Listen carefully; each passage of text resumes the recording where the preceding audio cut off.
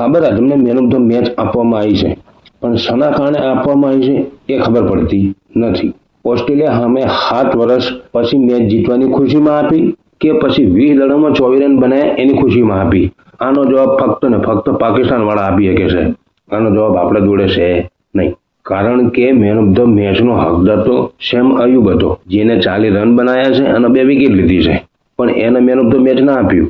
Main of the match આપ્યું પાકિસ્તાનનો ખારી સિંઘ, એટલે કે બાબર આઝમને મેન ઓફ ધ મેચ આપી. 20 દળોમાં 24 રન બનાવ્યા હતા એટલે. અને કાં તો બીજું કારણ એ હોય કે બાબર આઝમ અત્યાર સુધી છેલ્લા 4-5 વર્ષથી કોઈ મેન ઓફ ધ મેચ થયો નથી, એટલે દુનિયાને દેખાડવા માટે કે અમારો કિંગ હજુ કિંગ છે એટલે હાલી હોય.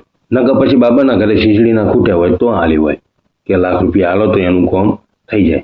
બાકી એનું પ્રદર્શન એવું નહોતું કે મેન ઓફ ધ મેચ બની શકે. પણ છોડો, આ તો પાકિસ્તાન છે, ગમે એ કરી શકે છે. તો વાત કરીએ ઓસ્ટ્રેલિયા સામેની પહેલી 20 મેચમાં. પાકિસ્તાને 20 ઓવરમાં 168 રન લગાવી દીધા અને ઓસ્ટ્રેલિયા તરફથી કોઈ ચાલ્યું નહીં, કારણ કે ઓસ્ટ્રેલિયાની સી ટીમ હતી. તોય ઓસ્ટ્રેલિયા વાળા 22 રન ચેડે રહી ગયા અને પાકિસ્તાન 22 રનથી મેચ જીતી ગયું. 7 વર્ષ પછી ઓસ્ટ્રેલિયા સામે 20 મેચ પાકિસ્તાન જીત્યું છે. પેલો તનવીર અહેમદ શીખે છો ગયો ભારતની ટીમ ઉપર જાણે ટિપ્પણી કરવા બે હોય તો ફટોફટ આવીને બેસી જતો હતો. આ ત્યાં ગયો જીબીને કહે ને કે 24 રન મારવા વાળો મેન ઓફ ધ મેચ કેવી રીતે થાય છે? એ કૂતરો હોય કોઈ નહીં બોલે, એને જે બોલવું હોય ને એ ઇન્ડિયા ટીમ હારેક રીતે ટિપ્પણી કરવા બેસી જાય. ઇન્ડિયા આમ કરે છે, ઇન્ડિયા આમ કરે છે. તું તારા ઘરનું વિચાર ને. 24 રન મારવા વાળાને મેન ઓફ ધ મેચ આપો છો, પેલો 40 રન મારવા વાળો બેઠો રહ્યો, 2 વિકેટ લઈને બેસી રહ્યો.